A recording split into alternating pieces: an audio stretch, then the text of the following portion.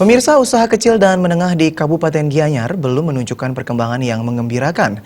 Menurut Ketua Kadin Kabupaten Gianyar, Wayan Gede Arsania, UKM masih menghadapi berbagai kendala sehingga pemerintah wajib memberi perhatian dan pendampingan. Kalau pemerintah Ketua Kadin Gianyar Wayan Gede Arsania mengatakan kondisi UKM di Kabupaten Gianyar belum membaik akibat perekonomian global yang juga belum stabil.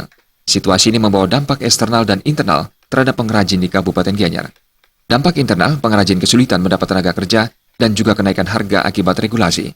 Pihaknya berharap pemerintah bisa menekan biaya sehingga mendapatkan nilai yang lebih besar agar bisa mesejahterakan pengrajin. Di sisi lain, UKM di Kabupaten Gianyar juga terkendala masalah pemasaran.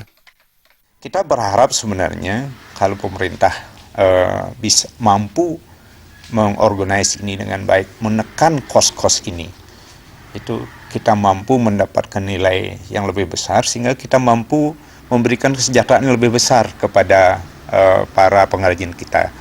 Nah, itu sebagai daya tarik mereka.